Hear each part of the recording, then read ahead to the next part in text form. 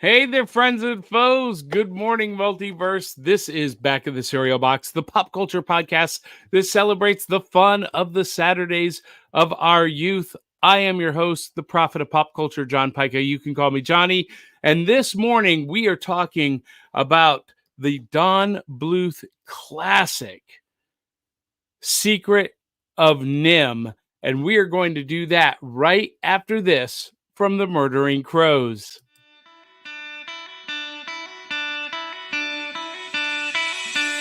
It's like Coca-Cola, Levi Strauss, Johnny Carson and Mickey Mouse. The first star was James Dean, Elvis Presley, and he's still the king. Some things are only imitatable. You can't beat an original. Oh, you can't beat an original.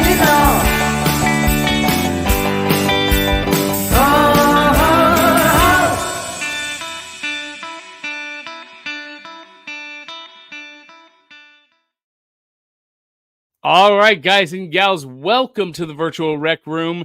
This is Back of the Cereal Box, and we are a pop culture podcast that celebrates the fun of the Saturdays of our youth. And when I was a kid on Saturday mornings, it meant comic books, cartoons, kaiju movies, and big bowls of cereal. And we did not have iPhones or iPads at the breakfast table. So in between cartoons, comic books, and kaiju, we were reading the back of the cereal box. That was our portal to pop culture. That was our world. That was our newspaper. And that's what this show is about. And we are brought to you by the Murdering Crows and DL Memphis. She performed that awesome theme song that you heard.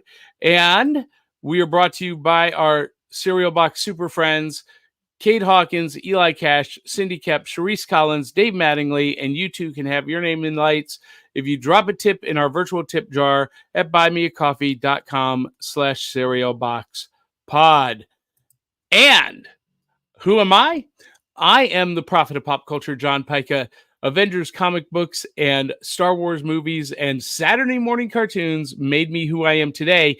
And on this episode, we are going to be talking about Secret of NIMH, the Secret of NIMH, the 1982 Don Bluth movie, as part of our Saturday Matinee movie series, the movies that you just lay a blanket out on the living room floor and gather around with big pillows and bowls of popcorn and candy and cereal and watch on a rainy Saturday afternoon.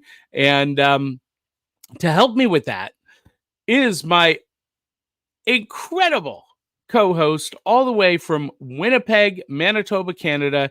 She is my emotional support Canadian, the Peppermint Princess, the social media socialite. She loves X-Men, Ninja Turtles, Power Rangers, and all things geek. She's an amazing cosplayer and all-around amazing person. Please welcome Willow Schuyler. Hi, everyone.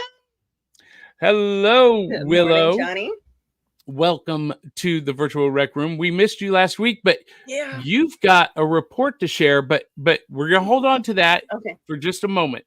Up next is your wife's favorite redhead. She is an amazing artist and photographer and just unbelievable cosplayer. She is hosting a great post-Halloween party this weekend. She is the one, the only, the amazing Aubrey Cavett. Give it up for Aubrey. Oh, the crowd goes wild. Good morning, Willow and Johnny and all the cereal boxers. Oh my goodness. So you guys, we got a lot to report. So real quick, last weekend, Aubrey and I were at HalloCon in Dalton, Georgia. And if you watched the live broadcast, you know that we had quite the adventure to get there.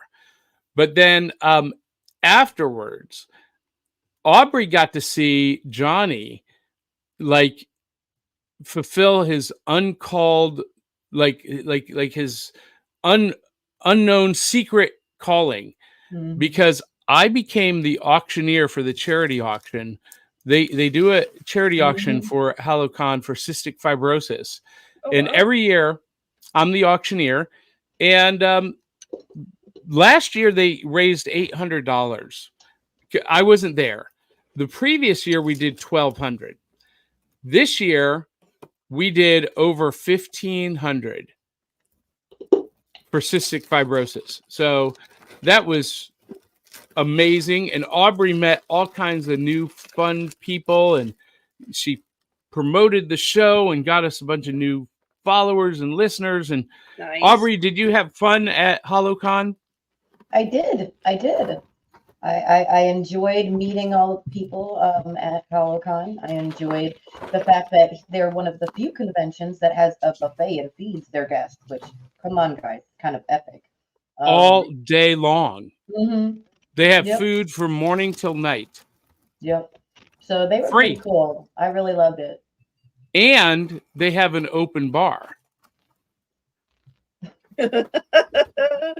For Oh, those gonna of leave you that who part out for indulge Saturday morning. in adult beverages.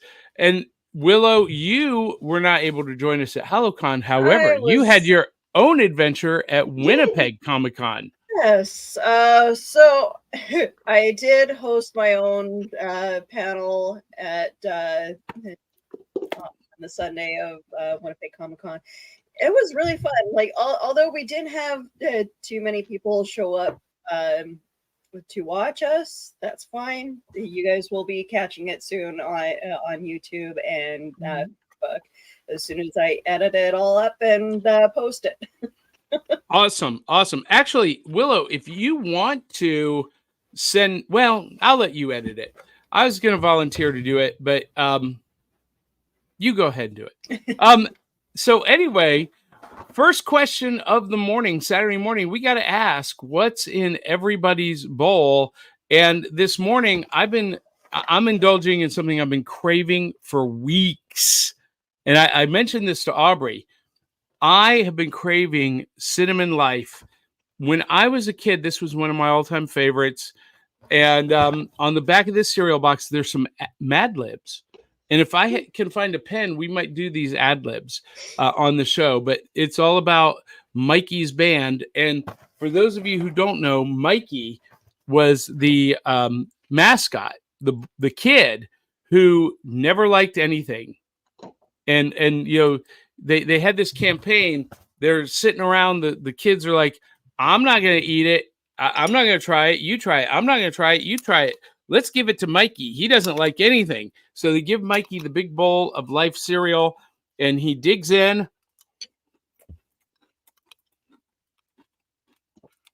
And he takes another bite. And they're like, he likes it. Mikey likes it. And, you know, the idea is that even the pickiest, most discriminating people will like Life cereal. And I love Life cereal. But this morning, I'm eating Cinnamon Life because you guys know I love cinnamon cereals. And Cinnamon Life, it's not super sweet. It's a wheat-based cereal. It's got just enough to satisfy that sweet tooth, but not enough to make you sick. And even as a kid, I loved this cereal, and I've been craving it for weeks, and so I'm enjoying it now. Actually, I couldn't wait until this morning. I've been eating it all week long, and so I'm actually almost out. But So this is not a tasting. This is not a tasting. No, He has already no, tasted no. it. Folks, he's already tried it. because I loved it as a kid. So I've just been craving it, and out of 5 bowls of cereal, it's a solid 5 and a spoon. Willow, what do you got?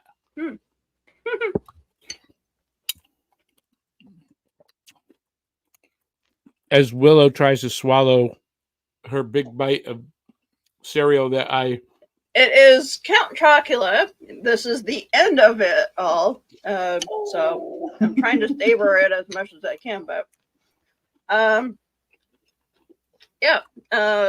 gone for another year. Sadly, I didn't buy multiple boxes, but that's okay.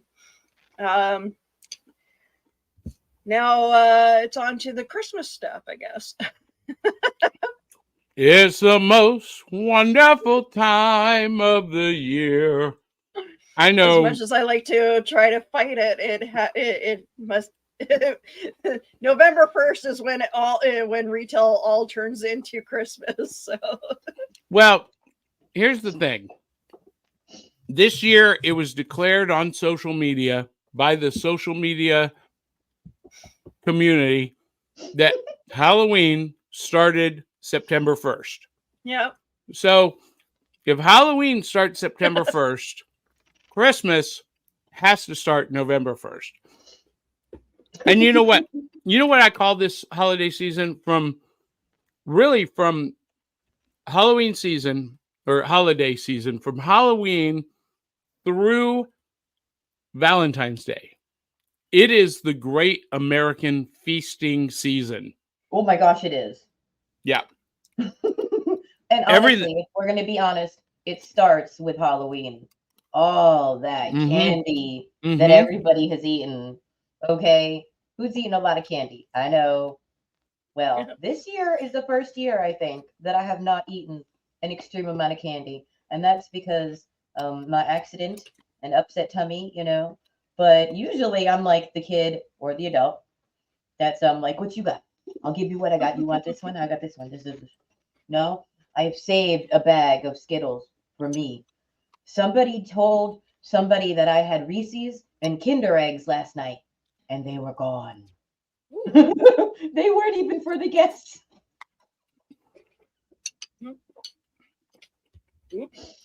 So in my cereal bowl this morning, oh, sorry. Oh, go ahead. Go ahead.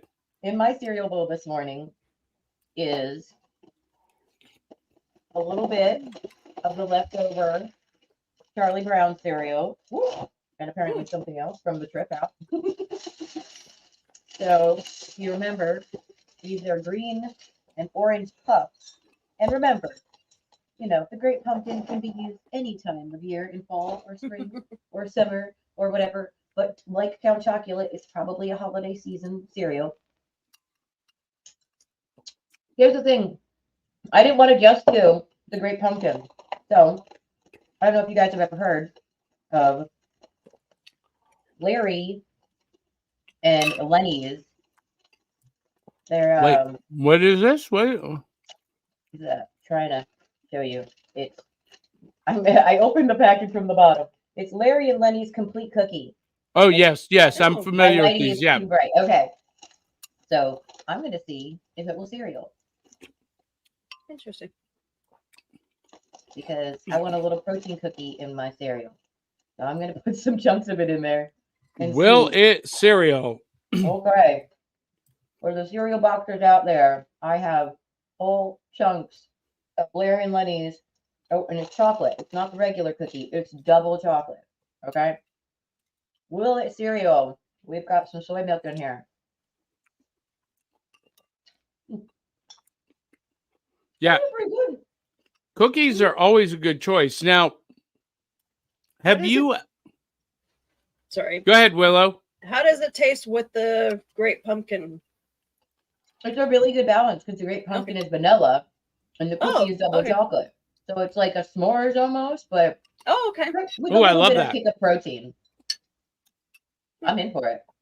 Now, Willow, do you have, what is it, Larry and Lenny's? Lenny and Larry's. That doesn't sound familiar to us here.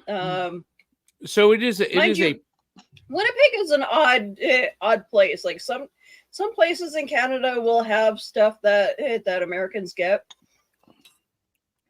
Well, we can either be like the testing market for some stuff, but then we won't get other stuff that the rest of Canada will get.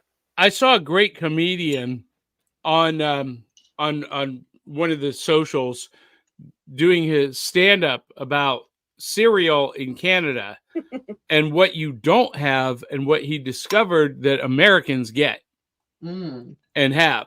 And he did a whole 10 minutes on Captain Crunch and the variations of Captain Crunch in America that they don't get in Canada. Oh no. Like, okay, I remember as a kid we used to get the Crunch Berry stuff, and then it disappeared for decades. And And then out of the blue came the Crunchberry cereal bars. And it was like tasting nostalgia. That's hysterical. That's fantastic. So, but Lenny and Larry's is this like it's called the perfect cookie, and because it's high protein, low carb, vegan. I don't like them. Some people love them. I'm not one of them. So, but you like them, Aubrey? It was a challenge to learn, but I don't get enough protein. And y'all, I'm one of those people. I will eat one meal a day if somebody does not pay attention to me and I don't have anybody to eat with, even though I love cooking. So I have to say yes. They're kind of a go-to if I see them in the store. They're one of the brands of protein snacks I'll grab because they're kind of still tasty. So thank All you, right. Lenny and Larry, for my breakfast. We do not have, your money, but you could, be part of our podcast. Yay! Now, we got some comments, a bunch of comments already this morning.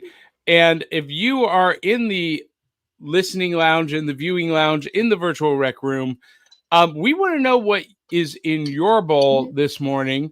And we're going to go ahead and go through some comments here. And we had a comment at 3:30 in the morning before we even went live from Robots, Shark Tale, and the Secret of NIMH 2 fan. And obviously they said, I like this film. It's in your name. Thank you. Oh, this is funny. So somebody has posted comments. I guess it was you, Aubrey, that you can't hear me that was me. That was me. I accidentally wrote that in the chat. That's funny. Our private. That's funny. Dave Mattingly says, good morning, Box Tops. Good morning. And Zentron is joining us early. Good morning, cartoon campers. I love that. Good morning, Zentron. And he says, annoyingly, a sell I was bidding on a short while ago, I hit my limit of 200, so I had to bow out. So what sell was it? Oh, it was a NIMH sell, he says. So he was bidding on a Secret of NIMH sell, and it went over 200, and he had to bow out. Well, sorry for that, Zentron, but there's always the next time, right? And Tabby Cat says, good morning, dudes. And Dave Mattingly says, I feel like we were robbed of a NIMH Rescuers crossover film. Okay, so we might, let's put a pin in that. Let's put a pin in that. We will come back. And Zentron says, and dudettes. Tabby Cat says, hello, Aubrey. Dave Mattingly says, this weekend I'll be at Nerd Luvia. Louisville's game convention. Oh, really? We need to hear about this. Wait. Dave, is this today or next weekend? You say this weekend. Is that like now weekend or next weekend? And Chris Vaglio of Song Swap Showdown says, Mikey likes it. He remembers the commercial. Now, Aubrey, Willow, are either one of you old enough to remember the Mikey's commercial? I remember seeing those commercials. I think it was more of someone had done like a spoof of those commercials, and then somehow those commercials started reappearing on our view. I'm definitely old enough, and I thought it was the hilarious commercial. Every time it came on, I was the kid that was like, Mikey likes it. Mikey likes it. Well, they actually reran those commercials in the 2000s. They did. It was so culturally iconic that they were just like, why do we need to create a new commercial? This worked the first time. And they just reran it. And it was like ageless. I love it. Mikey likes it. Drew Milden joins us and says, good morning. And Dave Mattingly says, he likes it. Hey, Mikey. Yeah. And Andrew Milden says, Hey, Amanda or Chris or both. It's Chris. Chris Vaglio is joining us. And Dave Mattingly says, regular life cereal is pretty tasty to begin with. Yes, it is, Dave. It is. I like I- regular. I love regular life, but the cinnamon for me just takes it one notch higher. And it's funny because it's not this cereal that is like super sweet. It's not like, Frosted Flakes or Cinnamon Toast Crunch or Fruit Loops where it's, ultra sweet. It's just a tiny bit sweet. It's probably really a cereal for grown-ups. But golly, I loved it as a kid too. That's probably why. I mean, that's why they did that cereal commercial, because it was really a grown-up cereal, but they wanted kids to. It was attached to old people, and then that commercial came out and it was huge for a little while. Yeah. And so we got some more comments here. Zentron says, chocolate. I haven't had any chocolate for 1 year, 11 months, and 4 days. Oh no. That sounds like a personal problem to me, Zentron. There's a solution to that. There's a Hershey bar with your name on it down at the convenience store. Look, I don't eat chocolate every day. One day a week, I will have a little bit, because you know what? Everything is in moderation, right? You got to enjoy life while you're still breathing. And yes, you know what really bothers me, Willow? You're gonna know who I'm talking about right now, right away. There are some people on social media who every little bit of fun that I promote or talk about, they have to crap all over it and be like, "Here in my day, we watched Rocky and Bullwinkle. None of this new crap." Yep. You probably know who I'm talking about right away. Yep. And Chris Vaglio, Song Swap Showdown, which is an amazing podcast, by the way, guys. He says, agreed. Christmas starts November 1st. Dun, dun, dun. And Andrew Milden says, we have to talk about everything Ahsoka, Chris. No, Andrew, you, me, and Chris need to talk about everything Ahsoka's. And Dave Mattingly says, as if Americans ever stop feasting. And he's not wrong. He's not wrong. We eat a lot. But between Halloween and Valentine's Day, I mean, it's like, it's not even encouraged. It's it's justified. It's what's the word? Celebrated. You're encouraged to eat yourself into a stupor. We have in my city, in my province, we hold several festivals during the summer, and one of them is called the Folklorama, where because my province or my country is a melting pot of all different kinds of cultures. So it's a celebration of all these different cultures, and people get to go and be entertained and eat and have fun learning about new cultures. And I absolutely love it, not just because it's an entertainment hub, but it's food. I get to experience food. Mm-hmm. So I would do well in your country, I think. Yes, and we have those summer festivals too, and those are different kind of beasts because, yes, there is a lot of food, but it's expensive food, so you have to like pick and choose what you want. You can't just go down the buffet line like at the holidays. But it's 2 weeks of just joy. Now, where Aubrey and I live in Middle Tennessee, there is a major festival every single weekend somewhere in the Middle Tennessee area. Today, I'm going to the Bacon Festival in Murfreesboro.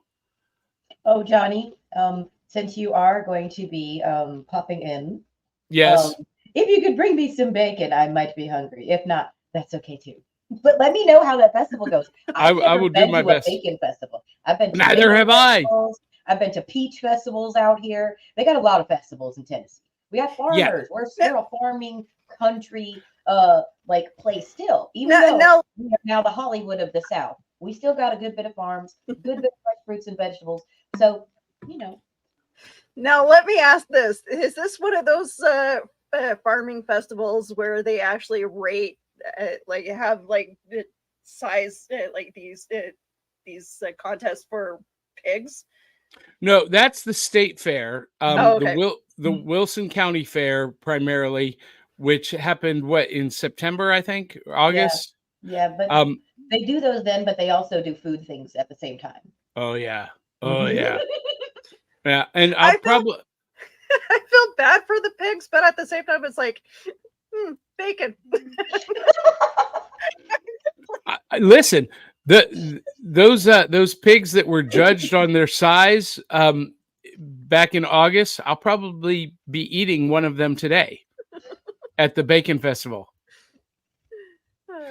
You know, I'm torn about that. I'm conflicted because listen, I love bacon. Bacon makes everything better. I even do bacon milkshakes. And have you ever had a bacon milkshake, Aubrey? Oh my!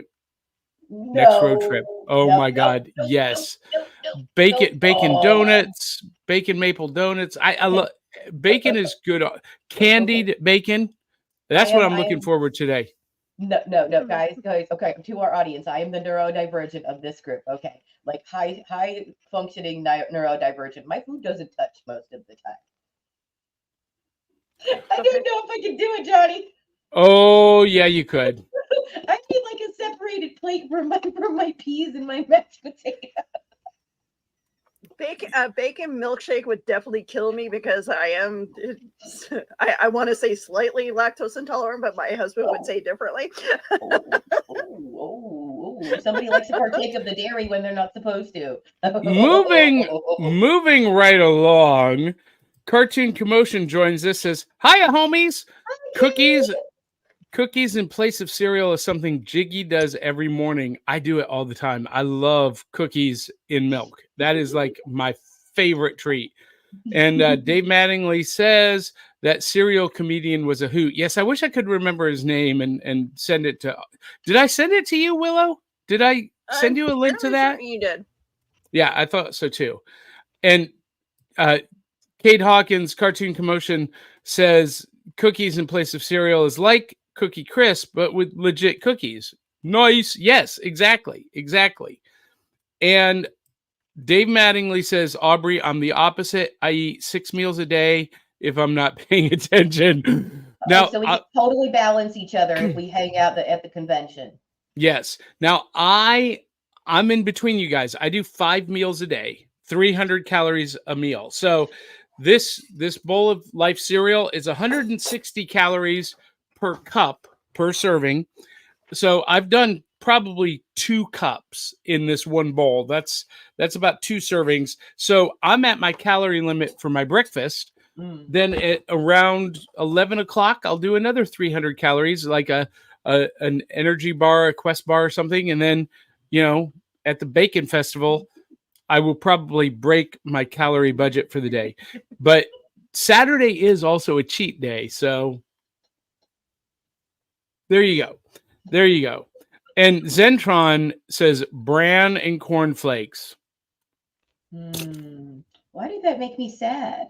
I know, a little bit. All right, so I love Raisin Bran. That is a great cereal. Oh, okay. You put raisins in it though, then it's less sad. Chris Vaglio of Song Swap Showdown says he's ready to talk Secret of NIMH. So you know what? I do have a prize from the cereal box. I do. Do you? Okay. So let's we're gonna do our new loot section brought to you by my book series, the Tales of the Decoverse series, available on Amazon, Barnes & Noble, wherever you get books. And this is the part of the morning where we would reach into the cereal box and pull out the prize. and I didn't think I would have a prize. I did pick out something at the convention, and I forgot to bring it up. Oh, you too. Did you see what I bought at the convention, Aubrey? I got a complete box set of the entire series of Paddington books. What? Yeah. wow. I must have stepped out during that moment. That's so cool. For $15, and I got it for my daughter to take back to college. I don't know if she's a Paddington fan or not, but I immediately thought of her when I saw it, and so we'll see if she digs it. But this is our segment that we call New Loot. And Aubrey, you go ahead and go first. Okay. So I don't know how many people remember when Secret of NIMH came out, but I like to kind of do my loot according to sometimes what we're doing. My loot is one of the collector's full books of Archie's Americana series. It is book 2, and if you look close, I'm gonna get close. Ooh, looky! It's Yes. the 80s, best of the 80s, because Secret of NIMH came that's out cool. in 1982. I was like this big, but come on, man, look at that style. Look at that. Yeah, fashion. It so- never left us. This is a collection that I've been trying to find. So the fact that you found it is none of the comic shops in my area carry graphic novels or trade paperbacks. So I have to go either up to the next town over or down to Huntsville to get the stuff that I want. Yeah, it's So- a beautiful color. It's really worth the read. I read Archie when I was younger, and I love afford comics. Archie. I love Archie. It's a classic story, and his story evolves. His story does evolve, guys. So, Yep. like, if you're doubting, like, is it relevant? Archie has tried to stay relevant the whole time they've been doing Archie. Yeah, yeah. Just give him a chance, because Totally Tubular. I mean, come on, guys. Do you remember that? Totally Tubular. Well, Aubrey, little known fact, in America, Archie is the best-selling American comic. It is the number one American selling comic because it's still sold at grocery stores in the newsstand. You see the digest. And it is the longest running consecutive comic book series ever in the history of American comics. Now worldwide, the best-selling comic, does anyone know what it is? Spider-Man? No. Not sure. That was a guess. Naruto, the manga. What? Oh, okay. I thought we said well, manga is different. If you said manga, Well, it's actually the bestseller in America too, but Really? it's Cool. not. Yeah, the best-selling comic property in the world is Naruto. So yeah. So Willow, you got a prize this morning to share? Yes, and I want to do a shout out to Underdog Comics. Cool. Oh, I These love guys that. had a booth at Comic-Con, and they did a fantastic job at selling not just me, but mainly my husband, who ended up pulling me by the cape to their booth, because he saw this. Ooh. Wow. One of the variants, Yeah. shiny, very shiny, of Wonder Woman. And then I ended up buying Oh. Oh. Those are nice. these are just Wow. fantastic. Like, look at this. I love this Batgirl. Nice. And then of course there's Oh my that. goodness, so cute. And then they ended up selling my husband. Oh, whoa, whoa. Probably not safe Oh. for. Oh, I know who Vampirella. that is. We got Vampirella. We Ooh. got Red. Vampirella and Red Sonja or Sanja.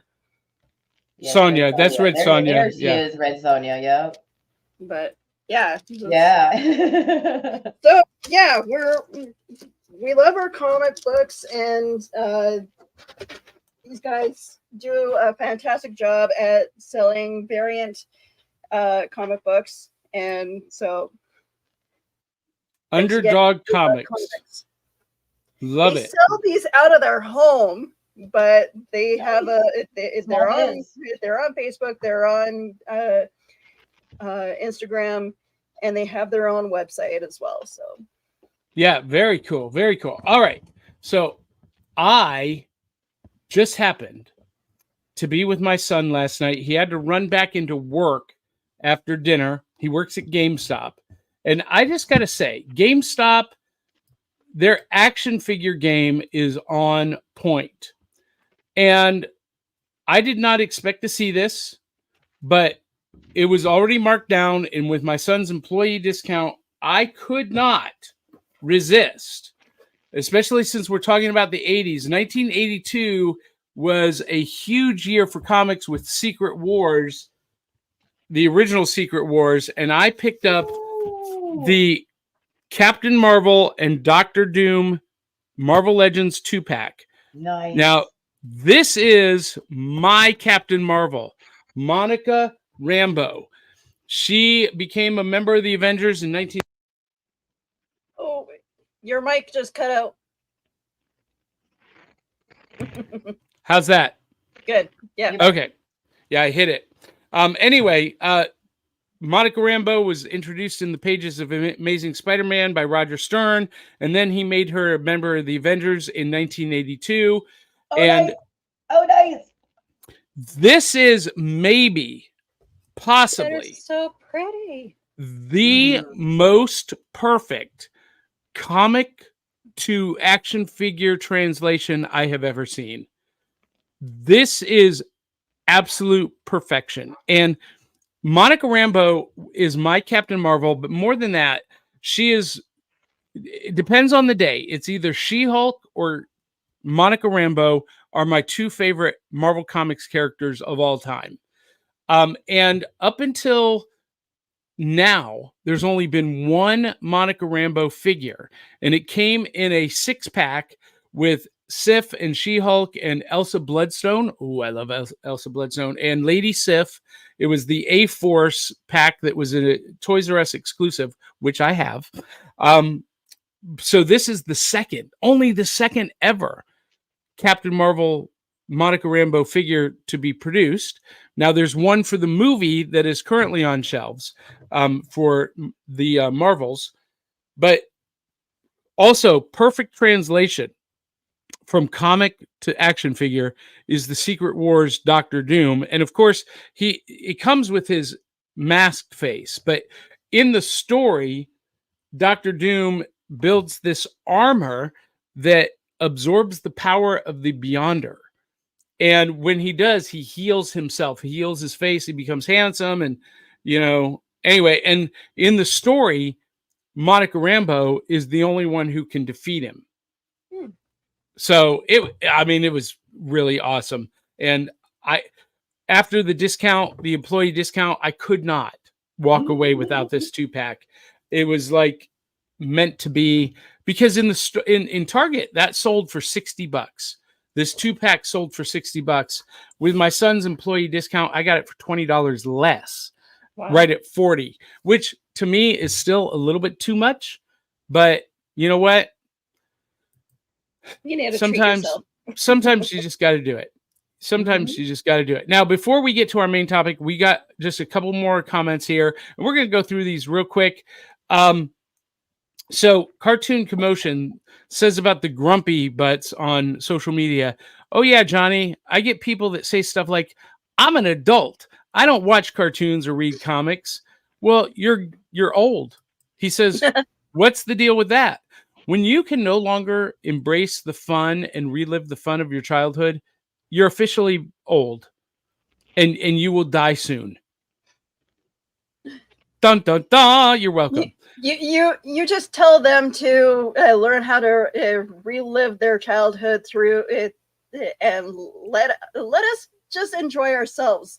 Don't yuck on other people's yum. That's right. That's right. In the words of Andrew Milden, and Andrew Milden, speaking of bacon, says 3 words: bacon wrapped sausage, all the yes. Okay. And Willow, the comedian in his routine that I mentioned, is K. Trevor Wilson. Captain Crunch is worse in Canada, is what he calls it. And Dave says, Paddington for your college daughter? I didn't even realize Paddington was a major. That's funny. And Ryan Permission says, good morning, everyone. My childhood was NIMH, Five-O Goes West, and Rockadoodle. Can you dig it? Rockadoodle. So, you know what? This is a perfect transition because all 3 of those movies, and it wasn't, Five-O Goes West, I think, was the sequel to An American Tail. Yeah.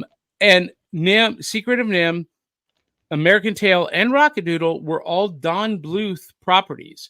Yes. And so that is going to lead us into our main topic this morning, brought to you by nightlyspirits.com. Hauntings don't just happen at Halloween.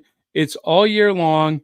Use my promo code JohnP667. Take 10% off your reservation anywhere in the country.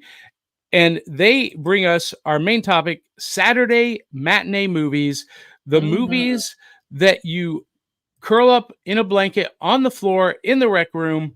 And this morning, we're going to be talking about the 1982 Don Bluth classic, The Secret of NIMH. And when I suggested this topic to Aubrey, I think she about fell out of herself. Because, okay, Aubrey, you said this is one of your all-time favorite stories. Yep. I kind of almost, jumped out of the car when we were discussing this, guys, because I was like, yes, wait, yes. Because this was not actually on my initial list of these movies, and we were just chatting, and I was like, wait a minute. What about The Secret of NIMH? Because I know so many people love this franchise. And it came out in 1982 during what I call the dark years of Disney, because this, despite what a lot of people think, this was not a Disney movie. This was produced by Don Bluth Studios, but Don Bluth had been a major animator for Disney for years. Yeah, and he worked on several ones that I absolutely love. He worked on Sleeping Beauty, and there's a reason why that movie's my favorite. And then he also did Robin Hood. Yes, and you can see in Secret of NIMH, the models that he created are very similar to the models in Robin Hood, especially little Timmy, the youngest child, looks just like Robin Hood's protege. Yeah, and by the way, that version of Robin Hood is my favorite version of Robin Hood.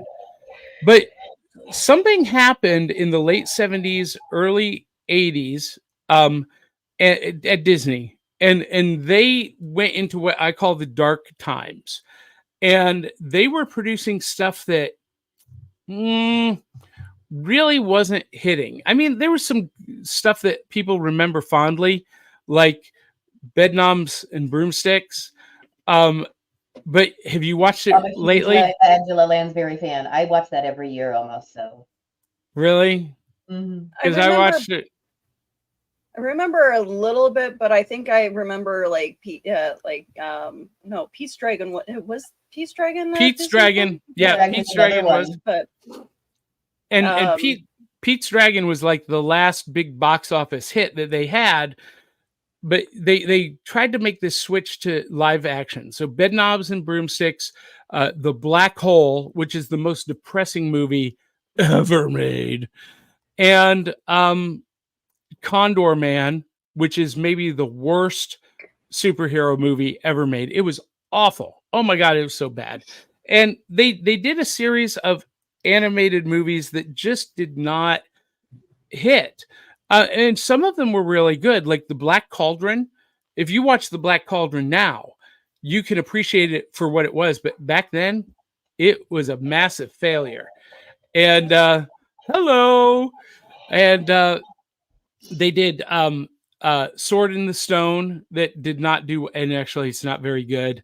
And they did Disney did what other animated? Oh, Oliver and Company, which should have been a hit, but it failed miserably at the box office. And it wasn't until 1989 with The Little Mermaid that Disney was back on top. Well, during those years, Don Bluth Studios stepped in to fill the gap.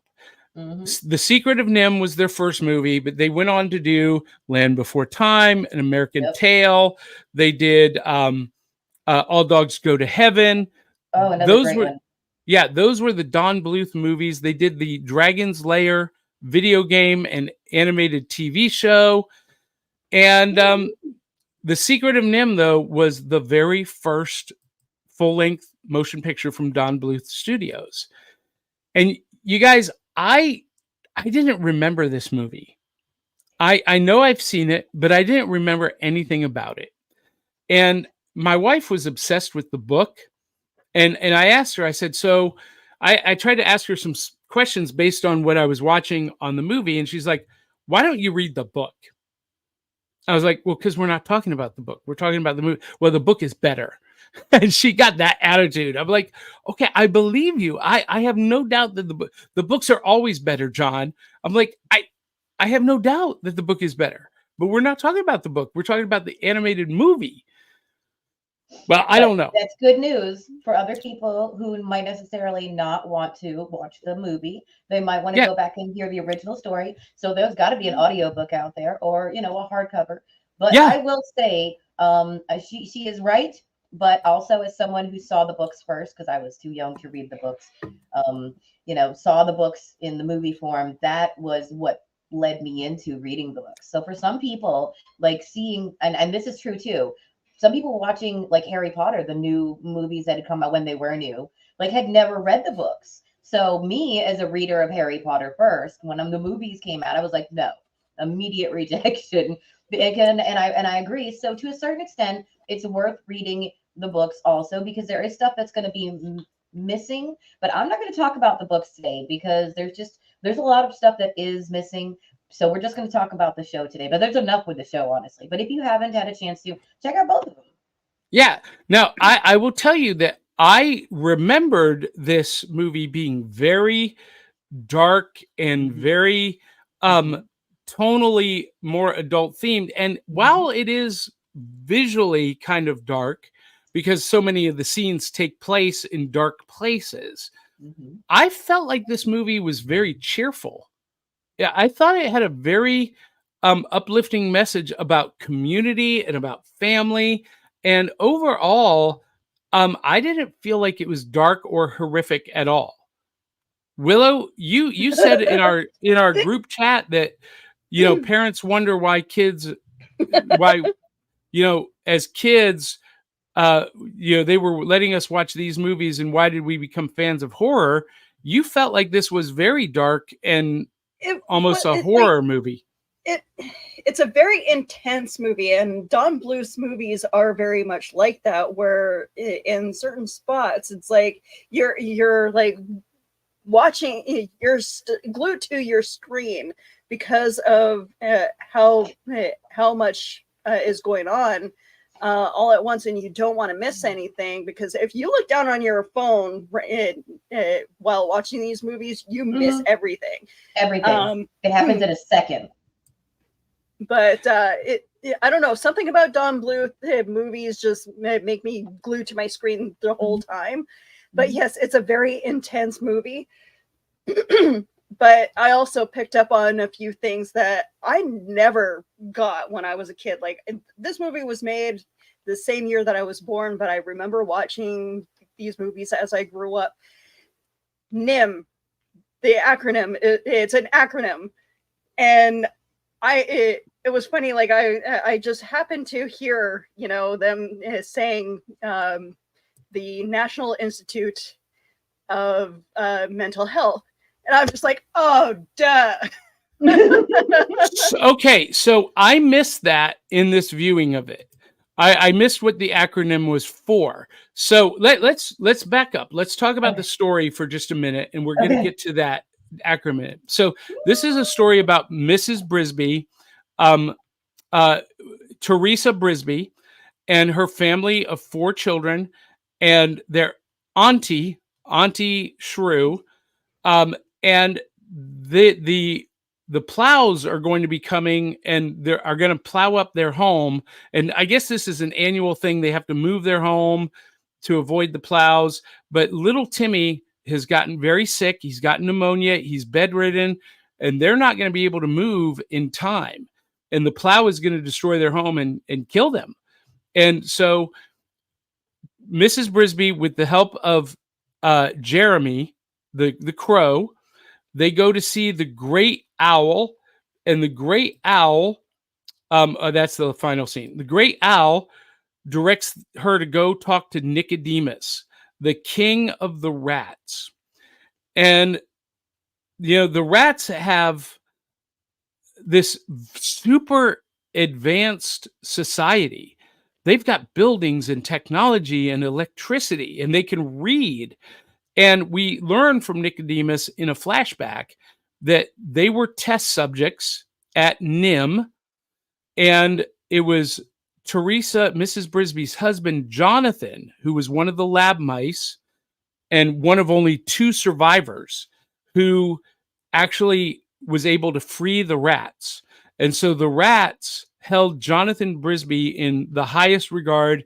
They treated him as, a revered person, and anything that, he has since died in this movie. And I don't know if they tell us how he died, but he has since died by the time this movie comes out or this story happens. But the rats still treat Mrs. Brisby as if, she is to be revered on the same level as Jonathan. And so the plot revolves around Mrs. Brisby has to take this potion, feed it to the cat Dragon, so that Dragon will not attack them while they are moving their house, because that's the main obstacle. And here's the great owl in shadow. Oh my goodness, we have so much to talk about that. and even going to the city of the rats, Mrs. Brisby is confronted by this guardian who he was kind of scary. But at the end, everything, spoiler alert, everything works out, and they relocate their home to a new home, and everyone lives happily ever after. Well, except for Nicodemus. And who else? What was his name? The Jenner, evil rat. his Jenner. cohort. Yes. Oh my gosh. Okay. Oh, gosh. And guys, I'm like chomping at the bit here. and is it Jeremy that takes over as the king of the rats? Wait. The crow is Jeremy. Yeah. He was he was the one looking for a mate. Yes, and Justin is the one who takes over as king of the rats. And the rats move. They go to Thorn Valley. That was their ultimate mission, that Nicodemus wanted them to go and live there in their own society and not be stealing from humans anymore and be self-sufficient. And Jenner did not agree with that philosophy and orchestrated the downfall of Nicodemus. Dun, dun, dun. Now, you guys, I watched this on YouTube, and I watched it in parts, which was actually a good way to watch this for me this week, because it was chaotic and I didn't have a block of time to sit down. So I might have missed something. I don't remember this scene. Is this a portal? What's going on here, It's Aubrey? a viewing screen. It's a magical viewing screen. Okay. So one of Nicodemus's powers, because he didn't just get the ability to read when NIMH was doing their experiments on him. Nicodemus, unlike some of the others, got this ability to read minds, to transfer his thoughts, to see things where he isn't.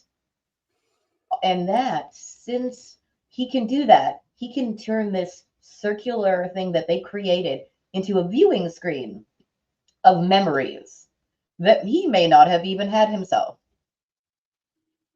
He got to show us and Mrs. Brisby what happened to them in NIMH. And okay, so that's the flashback. Yes, that is the I do flashback. remember watching the flashback. Mhm. Yep.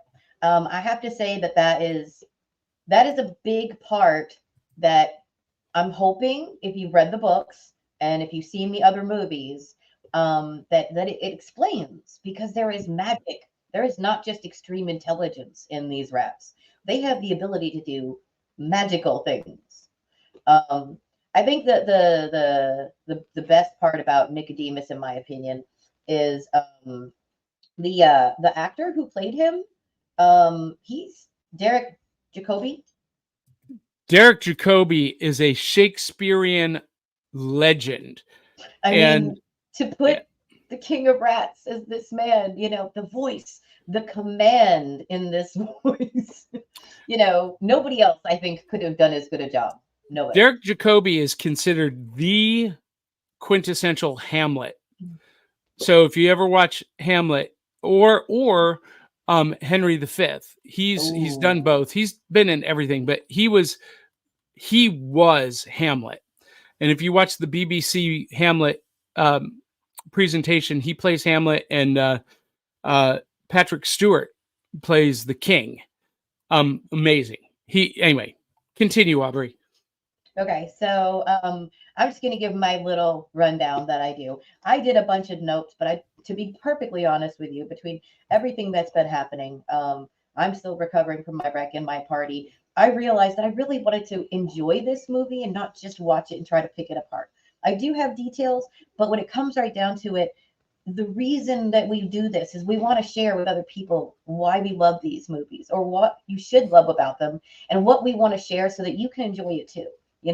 And so for our audience, I have to say, I watched this a ton through my whole life, from childhood to adolescence to adult teen years, because we have that weird space in between. And then even now, I'm a grandma. I'm officially a grandma this year. And I have to say, each stage of my life, I saw this movie different. Everyone that I talk to, and we've got comments in this comment section that's talking about this, so we'll get to that in a little bit. But one of the things they talk about is the owl, how frightening the darkness of this movie was. As a child, it gave me a little bit of nightmares. It was really scary to see that a family could not only be rocked to their core, but there could be these secret societies that could both harm and help you. And the fact that the children were involved and almost killed in this whole situation. For a child to watch a movie, I did a little bit of early education for child. I did substituting, little background there. I've worked with kids a lot. And I have to say that our minds work differently when we're little. And the younger we are, the more darkness can be frightening to us. And it's not just the darkness of the outside, it's also the darkness of the unknown. And so when Mrs. Brisby's story starts with us in this, she is already in a desperate case. She is the quintessential hardworking single mom who never wanted to be a single mom. She always just wanted to have her family. She loved her husband. Through the whole movie, we hear about how much he made a difference in everybody's society and everybody around them. The kids miss him. She misses him. So the story starts out with this indomitable spirit of this beautiful woman who's trying to just take care of her kids and survive. 4 children all by herself. And the dynamic that this goes on, this story of survival, not just from creatures that can just literally scoop you out of the ground and smash you, but also from villains that could be from the sky, and rats that are much larger that could kill them. So it took everything, like you said, Johhny, from society's structure and the way that we deal with what we don't understand and what scares us. Because the whole reason the rats have to hide is because of human beings. And if we found out, what would we do to them? There is a huge darkness in this. But as you said, there is a huge light, because that indomitable spirit of her and her husband is what pervades the whole movie, because everybody remembers him.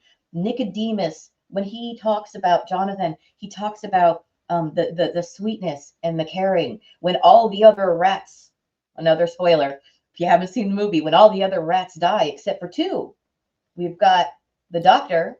The mice. Yes, we've got the two mice. We've got Mr. Ages, and we've got Jonathan, and they were only the ones that survived.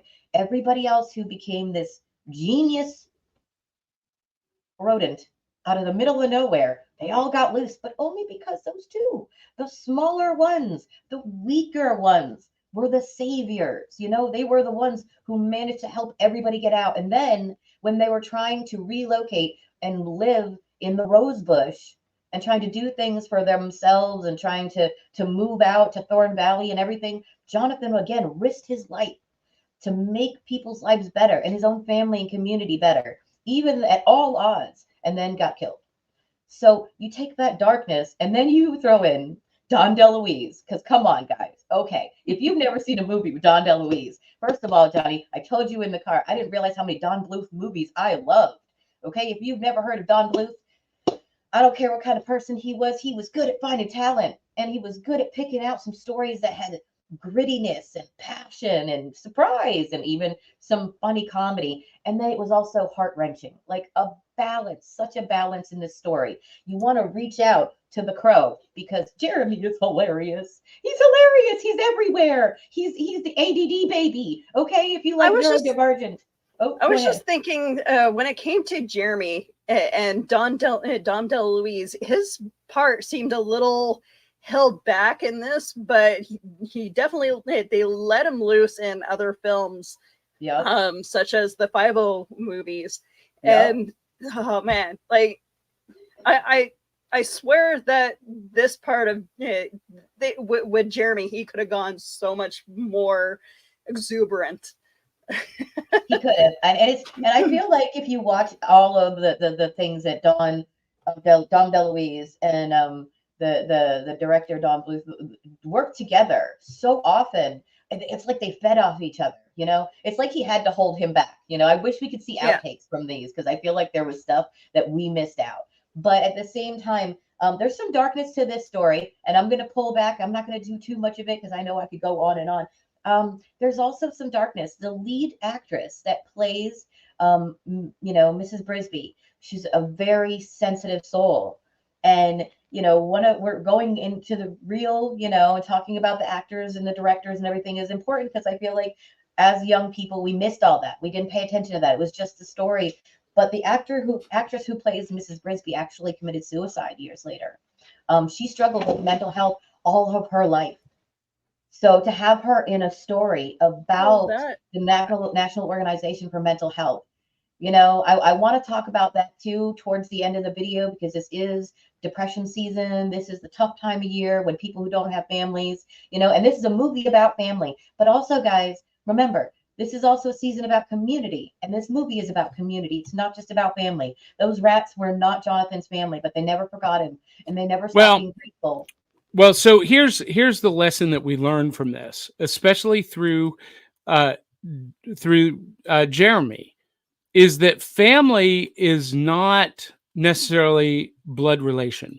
Yep. He became a part of the Brisby family because he was dedicated and committed to them. So that's an important lesson that I came away with from this movie. But Willow, do you have before we get to more comments, because we got a ton of comments. Oh my God, so many people want to talk about this movie real soon though, because I have to work but at 10. But no, this movie, while it's not one of my favorites of Don Bluth, but it's definitely up there with All Dogs Go to Heaven. And I just, what was it about this film that it definitely did scare me a little bit with some of the characters, because I completely forgot how creepy this film could actually be. but I like your take on the whole mental health thing, because that just definitely showed how before its time this movie really is. Yeah. So we got a ton of comments. Let's go through these as quickly as we're not going to get to everyone's comments. So if you posted a comment, I apologize if we don't get to it. We love you anyway. But Case Corona Hi, Kate. says, That's a friend of mine. I'm here. I made it. And Song Swap Showdown says Don Bluth animation is superior. And he's talking about superior to the Disney stuff of this era. Mhm. I would agree. And Kay says, but have we read the books? She I'm says sure it is a these two pretty have. darn good movie. And Dave Mattingly says, my favorite Don Bluth work is Titan AE. That is one of my all-time favorite movies. Beautiful movie. Yes. We got to do that one later. Yes. And that was Don Bluth's final full-length movie. We shall name him Bob. No, Yeah. we will never call him. Never. And Chris Vaglio says Titan AE is great. Also love Anastasia. Case says, so in the books you find out that there isn't even like magic. It's just because they were experimented on and gained intelligence. See, I feel like in this movie they really balanced technology versus science, and it was both. It wasn't either or, it was both and. And yeah, Titan AE had amazing music, great soundtrack. God, yes. And Cade mentioned what I did. Don Bluth did the OG Land Before Time movie. I remember that one from my childhood. That was dark and exciting too, he says. And I'm going to skip a few of these because they're talking about other properties. But Dave Mattingly, the Don Bluth, Dragon's Lair, and Space Ace video games were so much fun, but impossible to play. You could not beat them. And Ray Lawrence, good morning, Ray, says, never read the book, but I love this movie. And again, Case is saying the book is good. You got to read the book. Yes. Slayer Case can be found on Twitch, by the way. He's a friend that goes live also. He's got some great stuff about gaming. So Case asked, did he go to the bathroom during the owl scene? No, here's the deal. I was watching this in small clips throughout the workday. I'm in open enrollment at work and taking about 3,000 phone calls during the next 6 weeks. So Cade says, I want to say as a kid, I don't think I totally grasped the ending of the movie, and I'd like to see it again now. Thanks for reminding me to rewind, homies. Yeah, you could see this whole film for free on YouTube. It is in 15 parts, but they're 3 to 4 minutes each, so it's really easy to digest. Also, I watched it on the Roku channel. So okay. And Tabby Cat says, NIMH was my intro into learning that even cartoons could be serious and touch on dark subjects. Now, I will say this, that I think I enjoyed this more as an adult than I did as a kid. Ooh. I don't remember liking this movie. That's why I never went back and revisited it. But after having watched it again, I really liked it. And I didn't find it dark or disturbing at all. I found it very substantial. But as an adult watching it, I thought it was, a light, not lighthearted, but I didn't think it was dark and disturbing, but I thought it was adequately suspenseful. Let's put it that way. And Dave says they mentioned the NIMH acronym when humans asked if they'd seen anything weird about the mice. Yep, because about the rats. Yep, Yeah, about the rats. farmer, right? Yeah. If we want to talk about the human aspect, because we always talk about the cartoons, the humans kind of in this are getting harassed. Let's just face it. These rats are so smart. They're stealing their electricity, so their bill's gone way, way up, guys. Okay, and two, they've got the National Organization for Mental Health sniffing around their property, and their tractors keep breaking down. Their combine, by the way, because I live in Tennessee, I know what a combine is. So they got their combine and their tractor both out. Those Well, performers. one of those is because they pull the fuel line. Was it Auntie The Mole shrew, Auntie Shrew. pulls Okay, the and by fuel the way, line to stop that it. is one of my favorite lines, y'all. I was the kid who was like, the crazy lady with the hat. Okay, come on. The comedy. All right, guys, is I so prevalent. apologize. I do have to take off, but you guys keep the show going. I love you, and hopefully you guys tune in tomorrow for Cryptic Crunch. I have a great Woo-hoo. guest coming. So take care, guys. Have a great day, and follow me all over social media. All right. See you later, Willow. Love you, mean it. Mwah. So, Dave Mattingly says, lab rats gaining intelligence. What do you want to do tonight, Pinky? Or what do you want to do tonight, Brain? Try to take over the world. And so Kay says, bruh, we are grappling with child death in this movie. It is dark. Well, to a child it is, but to an adult, these are just real life dramatic moments. And the drama was real. I didn't find it dark or terrifying as an adult with adult children. Anyway, Dave Mattingly says some other interesting voices are Dom DeLuise, we mentioned that, and Will Wheaton plays Martin. Little Will Wheaton. That was one of the things I was talking about. Yeah, he was in there, and one of our Charmed sisters too, from the series Charmed. Who? Oh, I see. She's in there. It's Will Wheaton, Shannon Doherty. Oh, Shannon Doherty. Yes. Yeah, it was Teresa Yes. Brisby. She was. They were young, so young, and they were good voice actors then. You know, Baby Brisby. Okay. Right. All right. And Tabby Cat says, I always felt that they implied that NIMH was attempting to unlock those mental powers of magic, and they succeeded with the rats. But of course, Jonathan comes along, and the scientists never know. So here's what I gather from this. NIMH is the National Institute of Mental Health.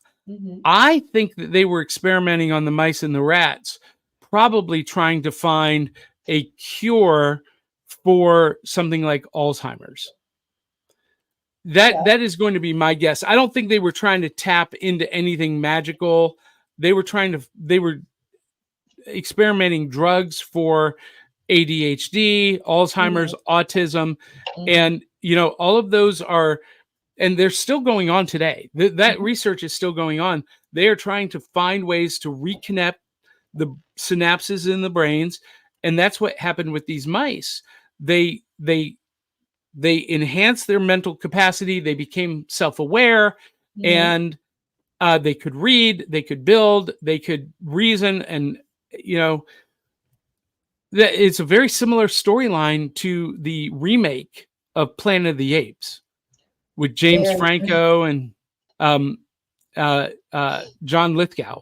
That does have a lot of the same feeling in it. Yeah, not James Franco. Was that James Franco? No. Yes. Yeah, it was James Franco. Yeah. Anyway. Let us know. So, Johhny, I have to say that as someone who did not know that I loved so many Don Bluth movies, I am definitely going to be going back and checking out that. I think the darkness and the balance of the comedy and then the heart-wrenching, almost tears, coming out from watching this movie, just gave me like I wish we could do a series on Don Bluth movies now. Well, we're going to be doing some more of these Saturday matinee movies, and I'm sure another Don Bluth movie is going to be in the mix. Now, for everyone who is maybe going to be a little bit hesitant to watch this, because Aubrey and Willow and some of our viewers have commented about how dark it is. Spoiler alert, everything works out in the end. It does have a happy ending. So, yes, there is some tension, there is some drama, suspense, but if you're hesitant, just know it ends the way you want it to end. It does. It has a positive ending, which honestly the human brain loves. And so Secret of NIMH, National Organization for Mental Health, it is good to end with a positive note. And that being said, Johhny, I think that this movie is extremely well balanced, and it definitely harkens to the idea of the indomitable spirit of of going forward, growth, and accepting people and community into your life, and it making it better. I am going to give you a hot take. I feel like this movie is maybe one of the best animated movies, maybe of all time. I was surprised how much I liked it. I was surprised at how good it was. I'm going to put this on a scale of 1 to 5 bowls of cereal. This gets 6 bowls of cereal. This is it's a near perfect movie. You know what? I'm not going to say it's near. It is perfect. This is a perfect movie. And I was surprised by that, and pleasantly surprised. And if you've never seen Secret of NIMH, do yourself a favor, watch it wherever you can. And when you watch it, really watch it. You know, set the time aside to focus. Don't be on your phone. Don't be doing something else. You know, watch it the way this movie is intended to be watched. If you need to put a blanket out on the living room floor and curl up with the pillows and the dogs and the cats around you and the kids, do it. But eliminate distractions and really dig into this movie, because I think you're going to be surprised not only by how good it is, but how impactful it is. And yeah, I'm going to call it one of the best animated movies of all time. I have to say, one of my favorites, definitely. All right. Well, we are yeah, absolutely. We are way over time, and Chris Vaglio gets the last word. He says, "Agree, Johhny," and he gives it 6 bowls of cereal. And check out The Secret of NIMH. Now, for those of you watching or listening, do us a favor. And if you like the show, share it with other people. If you're listening on Apple or Spotify or wherever you're listening, give us a review. Right, like and subscribe. If you're watching on Facebook or YouTube, yes, give us a thumbs up, an emoji, subscribe wherever you're watching, and share it with other people. And if you really, really like the show, you can become a contributor. And next week, I promise we will have the Patreon stuff up and ready for you to become a Patreon supporter. But in the meantime, you can still and will always be. What are you holding up, Aubrey? Buy us a coffee. We need coffees. Yes. Buy us a coffee. Yes, buymeacoffee.com /Cereal Box Pod. That's how you can drop a tip in our tip jar today, and that will always be there.